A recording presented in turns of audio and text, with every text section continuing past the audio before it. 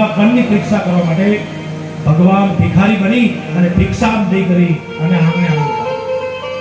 ધ્યાનથી સાંભળો, આમંત્રણ વગર તમારા આંગણે કોઈ સંતના પગલા પડે, કોઈ સાધુના પગલા પડે, કોઈ બ્રાહ્મણના પગલા પડે તો સમજો હવે મારા આવડા લેખ સગળા થવાના.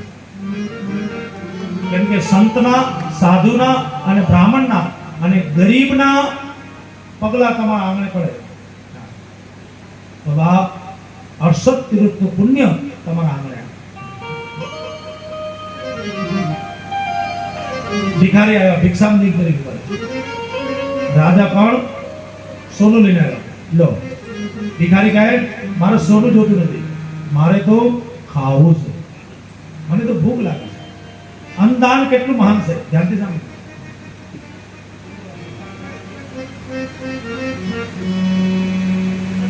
રાજા કણ કહે હું તો સોનાનું દાન કરું છું, હું કોઈને જમાડું કરું. ધ્યાનથી સાંભળો, તમે કોઈને જમાડો ને, અનાજનું દાન કરો ને, એની કેટલી મહિમા છે.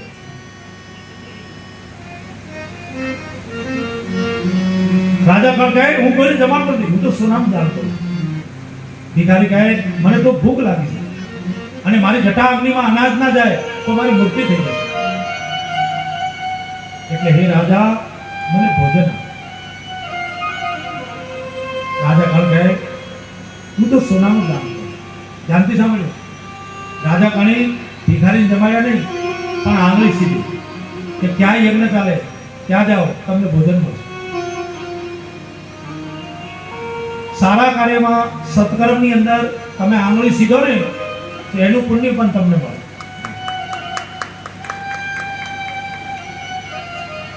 મારા મુખે ગવાતી શિવજીની આ પવિત્ર પાવન કથા તો આજે વિરામ લઈ લેશે, આજેની પૂર્ણાવતી થઈ જશે, આજે પૂરી થઈ જશે. પણ જે હેતુથી આ કથા રાખી, જ્યાં સુધી શ્વાસોશ્વાસ ચાલે ત્યાં સુધી આ વૃદ્ધાશ્રમ એક સત્કર્મ છે, એના માટે આંગળી સીધતા રહેજો, એમાં આપતા રહેજો, એમાં મદદ કરતા રહેજો. કથાની પૂર્ણાવતી થઈ જાય પણ તમારા જીવનમાં ક્યારે ભક્તિની પૂર્ણાવતી ના કરી દે. જ્યાં સુધી શ્વાસોશ્વાસ ચાલે ત્યાં સુધી ઈશ્વરે આપણાને હાથ આપ્યા છે ને, એનાથી કંઈક સત્કર્મ કરતા રહીએ, કંઈક દાન કરતા રહીએ, કંઈક પુણ્ય કરતા રહીએ, કંઈક કોઈ ગરીબની મદદ કરતા રહીએ. એમાં મારો શિવ રાજી થાય, મારો મહાકાલ રાજી.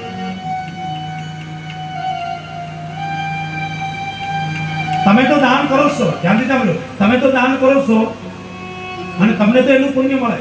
પણ તમે કોઈ બીજાને કહો આંગળી સીધો કે તું આમાં દાન કર, તો તમે દાન કર્યું એનું પુણ્ય તમને મળ્યું. પણ તમે જેને પ્રેરણા કરી દાન માટે અને એ દાન આપશે ને તો એનું પુણ્ય એને 90% મળશે અને 10% તમારા ખાતામાં જમા થઈ જશે, એટલે તમારું 110 થઈ જશે.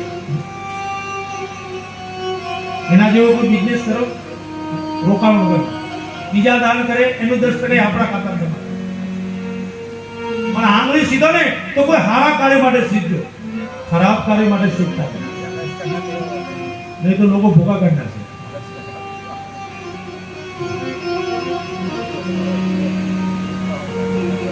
અને ભિખારીના વેશમાં ભગવાન હતા, નારાયણ હતા. ત્યાં ગયા, ભોજન લીધું અને સમય આવતા રાજા પણ મૃત્યુ પામ્યા અને ગયા પ્રભુના ધામમાં. અને હાથે એ સાથે, તમે જેટલું તમારા હાથથી અહીંયા કરશો ને એટલું સાથે લઈ જજો. હાથે સાથે એટલે પોતાનું દાન, પોતાનું પુણ્ય, પોતાનું સત્કર્મ, પોતાની પૂજા, પોતાના જપ પોતાને જ કરવા પડે. દીકરો દાન કરે તો દીકરાના ખાતામાં લખાય, વહુ દાન કરે તો વહુના ખાતામાં લખાય, સાસુ દાન કરે તો સાસુના ખાતામાં લખાય, સસરો દાન કરે તો સસરાના ખાતામાં લખાય. તમે જેટલું તમારા હાથે કરશો ને એટલું જ તમે હારે લઈ જશો. એ તમારો બેંક બેલેન્સ છે. આખા ઘરમાં 20 સભ્યો હોય અને એક જ જણો દાન કરતો હોય તો 20 સભ્યના ખાતામાં નહીં, ખાલી હોય. તમે જેટલું તમારા હાથે કરશો એટલું તમારે કામ આવશે, એ જ તમે હારે લઈ જશો. અને પુણ્યની જળ પાતાળમાં હોય છે, ધ્યાનથી સાંભળો. આજે લોકો લાખોના દાન કરે, કરોડોના દાન કરે અને આટલી મોટી મોટી સંસ્થાઓ ચાલે, શેનાથી ચાલે? દાનથી ચાલે. વીરપુરમાં, બગદાણામાં, શિરડીમાં, અંબાજીમાં, ડાકોરમાં, દ્વારિકામાં આ બધી મોટી મોટી સંસ્થાઓ ચાલે છે, ફાઉન્ડેશન ચાલે છે. શેનાથી ચાલે? લોકોના કરેલા દાનથી ચાલે છે. એટલે કીધું પુણ્યની જળ પાતાળમાં. પુણ્ય કરેલું ક્યાં કામ આવે?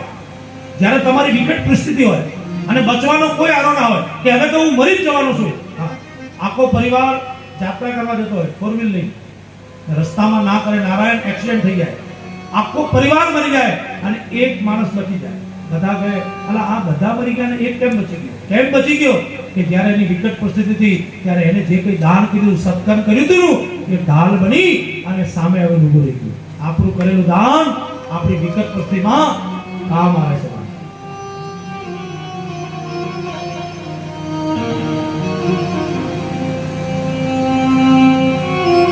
એક દરબાર ને એક દીકરો, એક દરબાર ને એક દીકરો. દરબારે દીકરાને ભણાવ્યો, દીકરાને મોટો કર્યો, દીકરાને નોકરી અપાવી. ક્યાં? દેશની સેવા માટે, બોર્ડર ઉપર. દરબારનો દીકરો બોર્ડર ઉપર. અને દરબારે વિચાર કર્યો હવે મારા દીકરાનું લગ્ન થઈ ગયું. બોર્ડર ઉપરથી બોલાયો અને દીકરાને લગ્ન કર્યા. એક દીકરો લગ્ન કર્યા, લગ્ન કરી ઘરે આવ્યા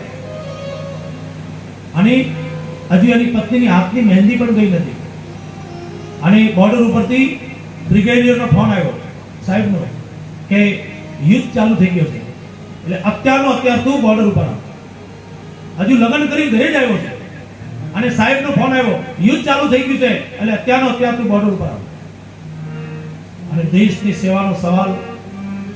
અને દરબારનો દીકરો ગયો બોર્ડર ઉપર.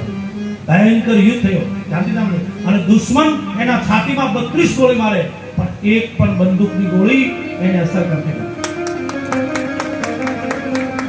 આખું મશીન ગન લઈ દુશ્મન સામે આવે અને ધડ એની છાતીમાં ગોળી મારે પણ બંદૂકની ગોળી આટલી નજીક આવી અને પાછી જતી રહે. માથામાં મારે આટલી નજીક આવી પાછી જતી રહે. પગમાં મારે અને દરબારના દીકરાને એમ થાય હવે તો હું મરી જવાનો છું, મારી પત્ની વિધવા થઈ જવાની છે. પણ બંદૂકની એક પણ ગોળી એ દરબારના દીકરાને સ્પર્શ ના થઈ. યુદ્ધ પૂરો થયો અને ઘરે ગયો. એના મિત્રને વાત કરી કે આવું કેમ બન્યું? દુશ્મન મને ગોળી મારે પણ એક પણ દુશ્મનની ગોળી મને વાગી જ નહીં. પગમાં મારે તો બંદૂકની ગોળી પાછી જાય, છાતીમાં મારે પાછી જાય, મસ્તકમાં મારે પાછી જાય. મને એક પણ બંદૂકની ગોળી વાગી જ નહીં. એનું કારણ શું? એનો મિત્ર કહે ચાલ આપણે સંત પાસે જઈએ. આ સત્ય ઘટના છે, ધ્યાનથી સાંભળો. અને બંને ગયા બગદાણાના બાપા સીતારામ જોડે. અને મંડીવાળા બાપાને પૂછ્યું બાપા આવું કેમ બન્યું? શું? તો કે દુશ્મન મને ગોળી મારે પણ બંદૂકની એક પણ ગોળી મને સ્પર્શ ના થઈ અને મારું મૃત્યુ ના થઈ. એનું કારણ શું? બાપા સમાધિમાં બેઠા અને કીધું સાંભળ, તારા પ્રાણ બચ્યા ને એનું કારણ તારા પત્નીનું પુણ્ય. શું કીધું? તારા પત્નીનું પુણ્ય. શું પુણ્ય? તો કે તારી પત્નીનો એવો નિયમ કે તારી પત્ની જ્યારે કુંવારી હતી ત્યારે એક રોટલી કૂતરાને આપતી અને એક રોટલી એ ગાયને આપતી. આ આપણું ધર્મ છે, ધ્યાનથી સાંભળો. આપણું હિન્દુ ધર્મ. આપણે એક રોટલી ગાયને આપીએ, એક રોટલી કૂતરાને આપીએ. તારી પત્ની પિયરમાં એક રોટલી કૂતરાને આપતી, એક રોટલી ગાયને આપતી. અને આજ પણ તારી પત્ની સાસરે આવીને ત્યારે દરરોજ એક રોટલી કૂતરાને આપે અને એક રોટલી ગાયને આપે. અને દુશ્મન જ્યારે તને ગોળી મારતા હતા ને ત્યારે તારી પત્નીએ જે રોટલી કૂતરાને ગાયને આપીને એ ઢાલ બની અને તારી સામે આવી હતી. આ પુણ્યનો પ્રભાવ છે. એ પુણ્ય કા પ્રભાવ. એટલે કીધું પુણ્યની જળ પાતાળમાં હોય છે. એટલે ગીતામાં ભગવાન કૃષ્ણ કીધું કરેલું ફોગળ જતું નથી, કરવું. અને સમય આવતા રાજા કર્ણ મૂર્તિ પાડ્યો અને ગયા પ્રભુના ધામમાં. અને રાજા કર્ણને ભૂખ લાગે. રાજા કર્ણ કે પ્રભુ મને ભૂખ લાગે છે. ભગવાને સોનાના ડુંગરા બતાવ્યા કે સામે જેટલા સોનાના ડુંગરા છે ને એ તારું કરેલું સોનાનું દાન છે. એ રાજા કર્ણ તારે જેટલા ખાવે એટલું ખાઈ લે. રાજા કર્ણ કે પ્રભુ સોનું કેવી રીતે? મને તો ભૂખ લાગે. કે હે રાજા, તે કોઈ સંત, કોઈ સાધુ, કોઈ બ્રાહ્મણ, કોઈ ગરીબને જમાડ્યા કરે, એટલે તને ખાવાનું મળે નહીં.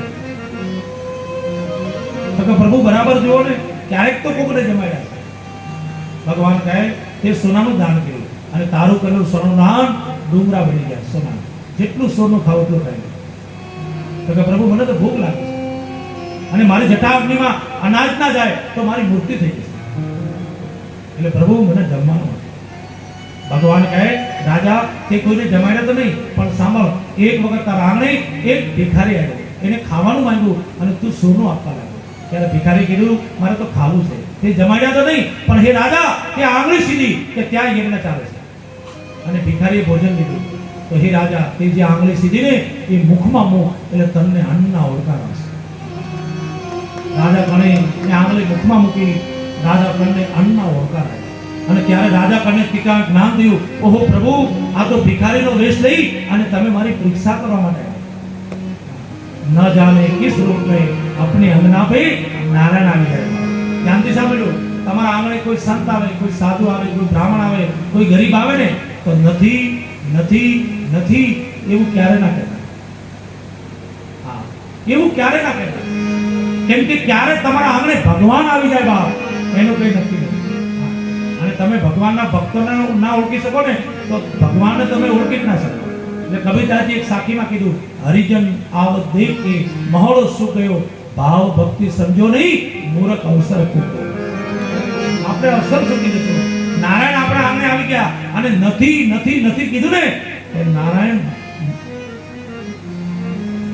આપણાને આશીર્વાદ આપી ના જાય.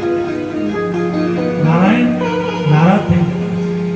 એટલે જીવનમાં આપણા આંગણે કોઈ પણ માંગવા વાળો આવે ને, સંત આવે, સાધુ આવે, બ્રાહ્મણ આવે, કોઈ ભિખારી આવે ને, તો નથી નથી નથી એવું ક્યારે ના કહેવું. ભિક્ષ કરે સધરું છું ત્યારે ઘર ઘર હાથ લંબાવું છું. ભિક્ષ કરે સધરું છું ત્યારે ઘર ઘર હાથ લંબાવું છું. એ માફ કરો આવા શબ્દો સાંભળી, માફ કરો આવા શબ્દો સાંભળી, પારાવાર પછતાવું છું. હે માનવ વિશ્વાસ કરી લે, સમય બની સમજાવું છું.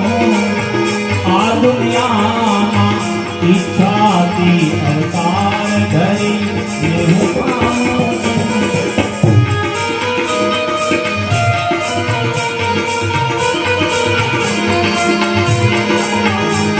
અને શ્રીમંતોના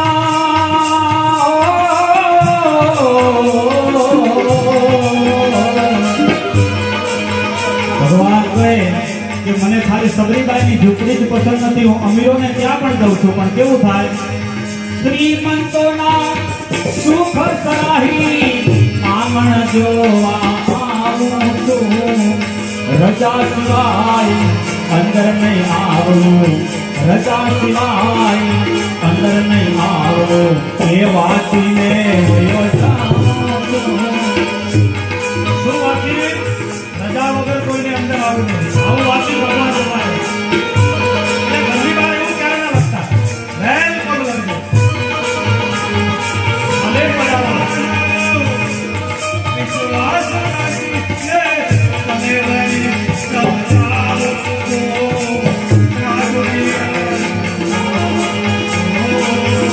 પ્રભુને ઓળખનારા આ દુનિયામાં ક્યાં છે આજે? ગંભીરથી ડૂબાવું છું.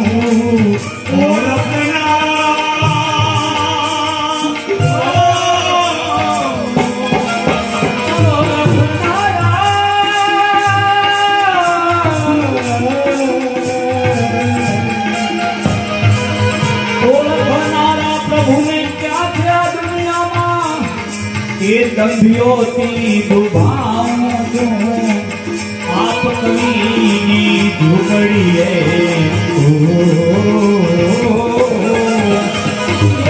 આપ કવીની ઝૂંપડીએ રામ બનીને રહી જાઉં છું.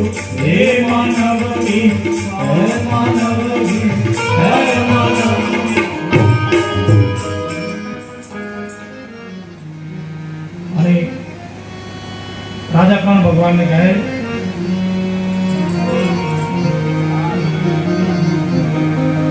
ભગવાનને કહે પ્રભુ હું તમને ઓળખી ના શકું. પ્રભુ હવે કૃપા કરો કે પ્રભુ દેવોને પણ દુર્લભ આ મનુષ્ય દેહ આપ મને ફરી આપો. મોંઘો મનુષ્ય દેહ ફરી ફરી ના મળે વારંવાર ભાઈ તું ભજી લઈને કીધા. પ્રભુ આ મનુષ્ય દેહ આપ મને ફરી આપો. ધ્યાનથી સાંભળ્યો, ગીતામાં લખ્યું છે કે જે રસોઈ તમે સવારમાં બનાવો એ રસોઈ સાંજે બગડી જાય, ગંધ મારે. જે ભોજન તમે સવારમાં બનાવો એ સાંજે ગંધ મારે, દુર્ગંધ મારે, બગડી જાય. તો એ અનાજના રસથી બનેલી આ કાયા, આ જ અનાજના રસથી બનેલી આ કાયા, એમાં નિત્યપણું ક્યાંથી હોય બાપ? આ પણ ક્યારેક દુર્ગંધ મારશે. તો જે કાયા દુર્ગંધ મારવાની છે એ કાયા આપણે શિવના ચરણમાં લઈ જઈએ બાપ. બોલે કો ભજલો આપકા બેડા પાર હો જાય. શિવ કો એમાં નિત્યપણું ક્યાંથી? પંચભૂતથી બનેલું આ નશ્વર શરીર છે. एक दिवस ये जल के राख होने वाला है. इससे हम प्रभु का भजन करें, शिव का भजन. राजा कण के प्रभु आप મને ફરી મનુષ્ય દે. પ્રભુ હું તમને વચન આપું કે કોઈ સંત, કોઈ સાધુ, કોઈ બ્રાહ્મણને જમાડ્યા વગર હું અન્ન જલ ગ્રહણ ન કરું.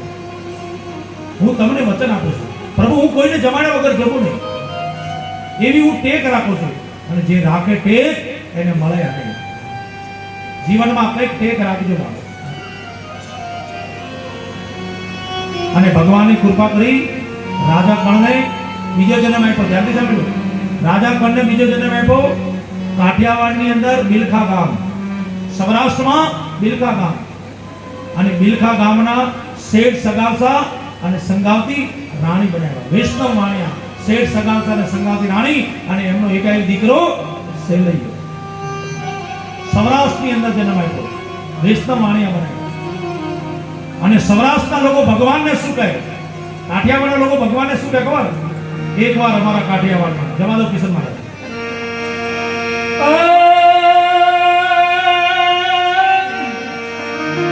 કોણ કાઠિયાવાડમાં કોકદી અને ભૂલો પડી જા ભગવાન. પણ એવા કરું તારા સન્માન. હે તને સ્વર્ગ ભૂલાવી દઉં સામળા. હે તારા જેવા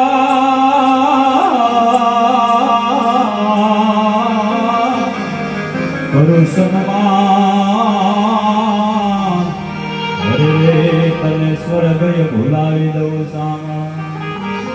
કાઠિયાવાડના લોકો ભગવાનને કહે, હે પ્રભુ એકવાર અમારા કાઠિયાવાડમાં તું ભૂલો પણ ભગવાન તારા મોંઘેરા ઘર મહેમાન તને સ્વર્ગ બોલાવી દે સાંભળા. એક સાંભળા તું તારું સ્વર્ગ ભૂલી જશે, એકવાર અમારો મહેમાન બની જજો. અને ભગવાને અમને વૈષ્ણવ વાણિયા શેઠ સગાવસા બનાવ્યા. સંગાવતી રાણી એમની પત્ની અને એમનો દીકરો સેલૈયો.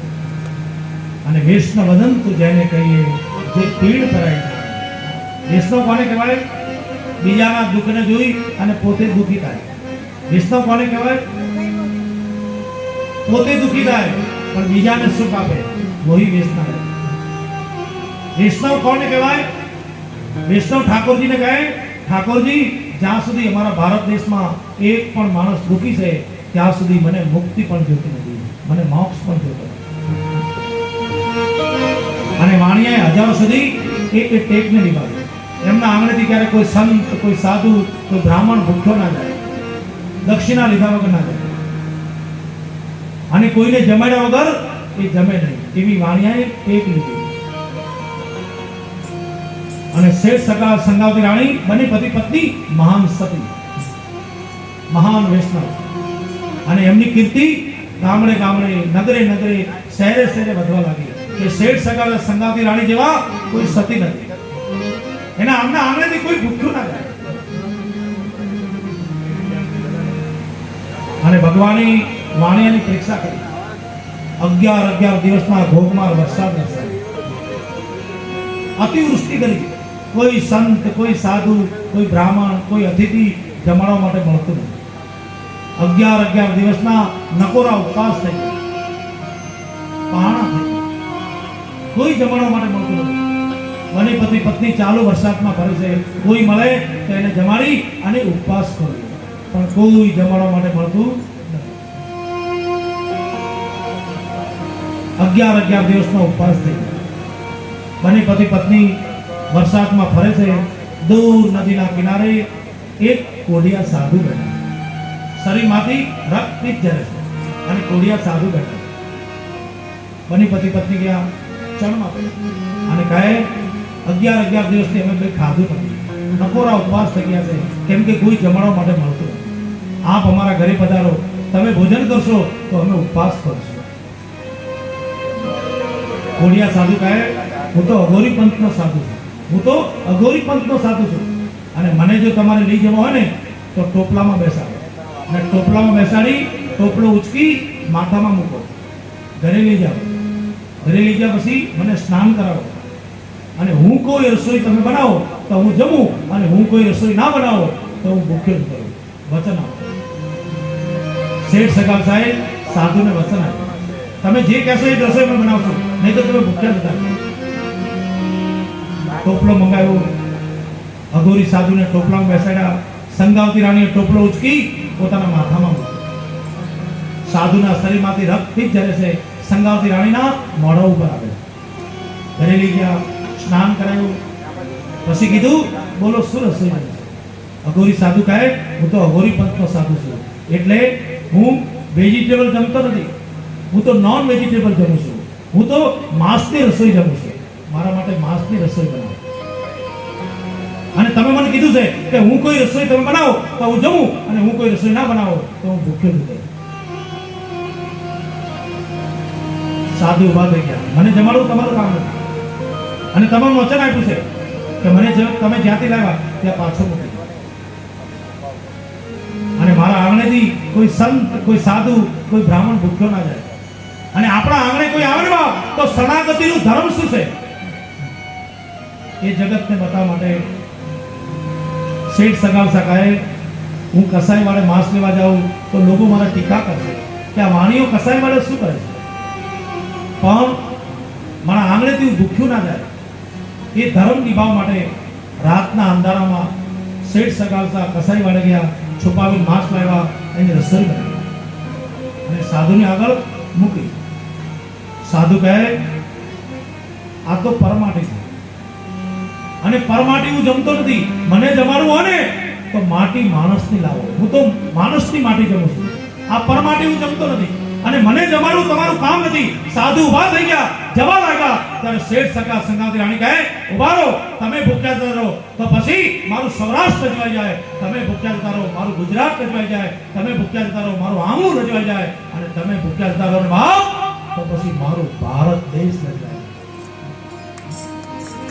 तारों के तेज में चांद छुपे नहीं, सूर्य छुपे नहीं, बादल छायो, रीढ़ पड़े तेरी रसगु छुपे नहीं, दाता छुपे नहीं, घर मांगन आयो, संचल नारी के नयन छुपे नहीं, प्रीत छुपे नहीं, पीठ दिखायो, कभी गंग कहे सुन सात बर, कर्म छुपे नहीं, बबूत लगायो, दाता छुपे नहीं, घर मांगन आयो.